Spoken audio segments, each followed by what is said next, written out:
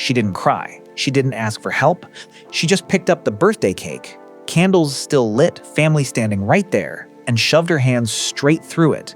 Not a prank, not a joke, dead serious. Her parents froze. Her siblings stared, and within 30 seconds, Alex had already pulled out her phone, scheduled her own therapy appointment, and walked out of the room, 16 years old, scheduling her own therapy on her birthday. The audience laughed. The show moved on, but I've rewatched that scene maybe 20 times now. And it stopped being funny a long time ago, because there is a question hiding inside that moment that the show never fully answered. Why was the most capable kid in that housey the one closest to the edge?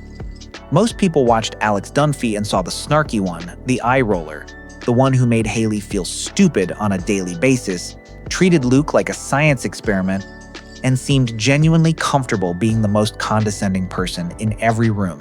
And that reading is fair. The evidence is right there on screen, season after season.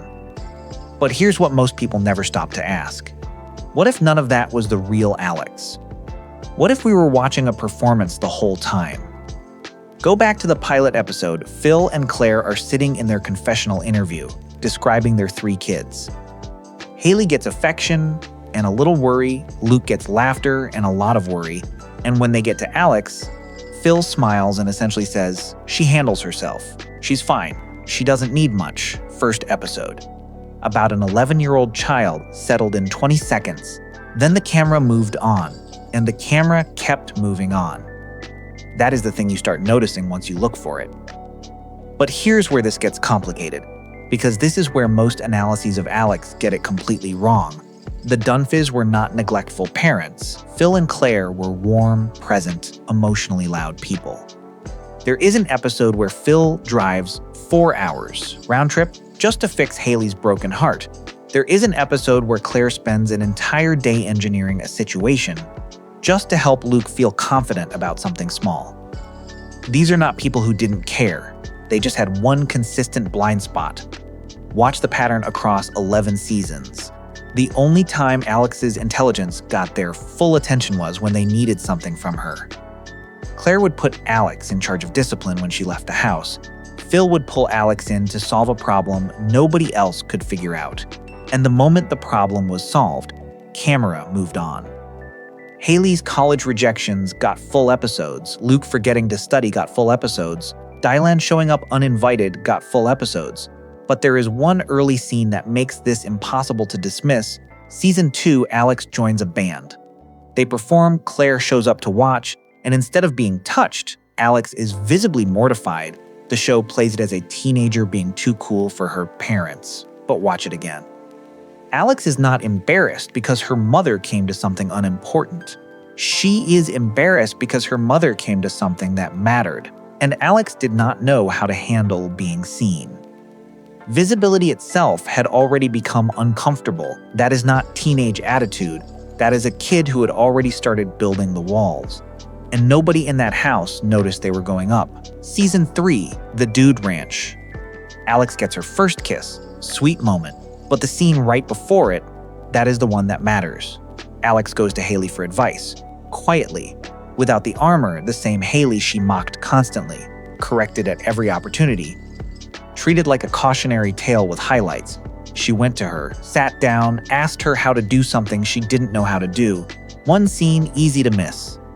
But it is the clearest evidence in the early seasons that underneath all the sharpness, she wanted exactly what every other kid wants. She just had no language for asking. But that's only part of the story, season 4. A family outing, Phil loses track of Alex, not as a setup, not as a joke. It just happens. Phil realizes mid-outing that he does not know where his daughter is. Brief embarrassment. Quick resolution, episode continues. Alex was there. She watched her father realize he had lost her, feel awkward for a moment, and move on. And you have to ask, how many times did that happen without making it into an episode? Now here is where things get genuinely uncomfortable. Season 5, the school open house. Claire walks through Alex's schedule for the first time. Advanced placement biology, advanced literature, advanced placement history. SAT prep running simultaneously. teacher after teacher describing a student they are quietly worried about.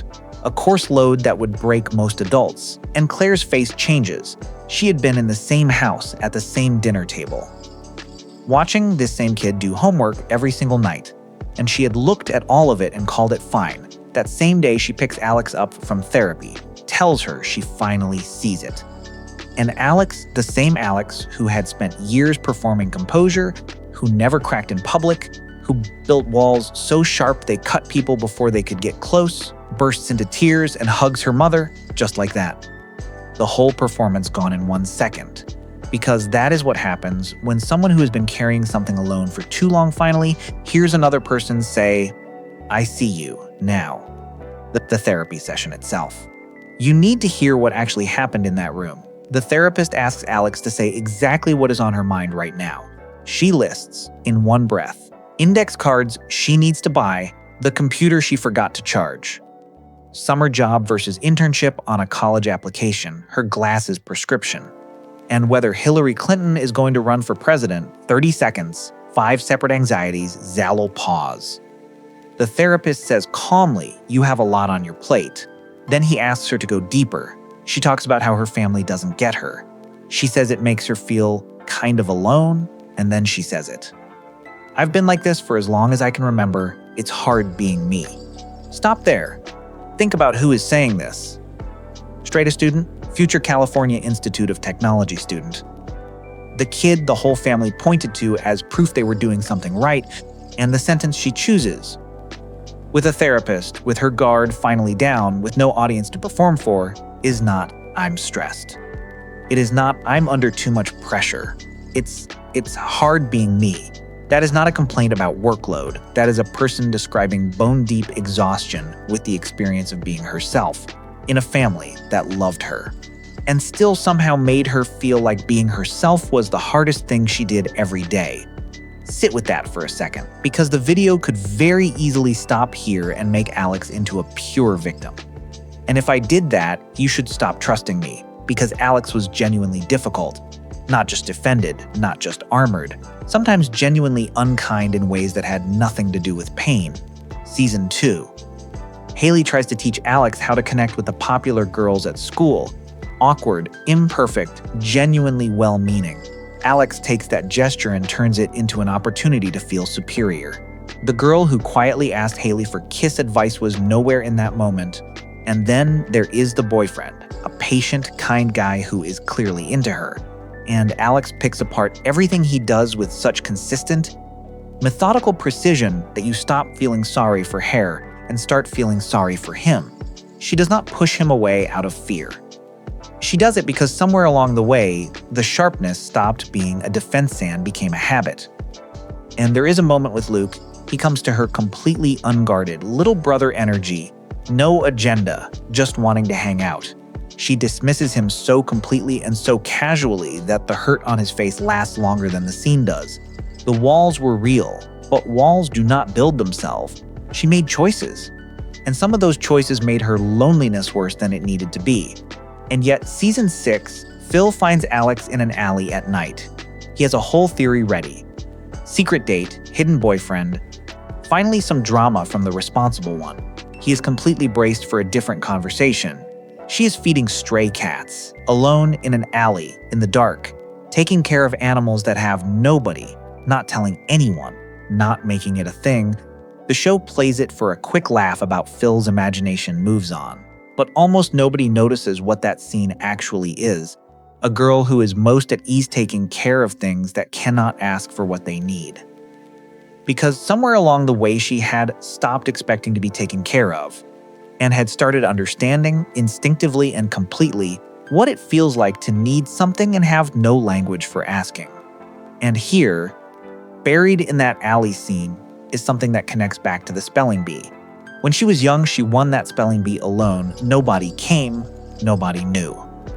And the winning word, responsibility, she carried it forward like a personal instruction that haul things yourself, need nothing.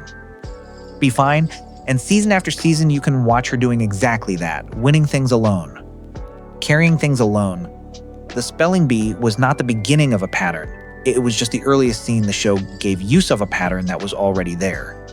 A motif, not a cause, but a motif that never stopped repeating. Then season 7, Christmas, the whole family at a mountain cabin. A woman is already there when they arrive. Fig Wilson, accomplished scientist, sharp, brilliant. Alone, because her family made new plans and simply forgot to include her. Not out of cruelty, out of the comfortable assumption that she would handle it. Alex looks at Fig from across the room. She's not looking at a scientist she admires. She is not intimidated. It almost feels like she sees a future she does not want. The same sharpness used as a shield, the same accomplishments that keep people at arm's length. The same isolation that looks like preference from the outside and feels like something else entirely from the inside. And without a speech, without any announcement, she starts to change. Watch the later seasons. Alex and Haley actually talking, not sparring. A season 8 scene where Haley is going through something hard and Alex just sits with her. No correction, no superiority, just a sister being present. The door she kept shut for years, she leaves it open, just a crack. But before the finale, there is one thing I keep coming back to. The first time Alex finally broke, really broke, not just snapped, she did not call her parents. She did not call Haley, she did not call Luke. She took out her phone and she scheduled her own therapy appointment because that was the only language she had learned for asking for help. Do it yourself, hunt it yourself, need no one. And then she went to California Institute of Technology, then Antarctica, then Switzerland, each place more remote than the last. Each achievement prepared alone, executed alone, completed alone. The show frames it as winning.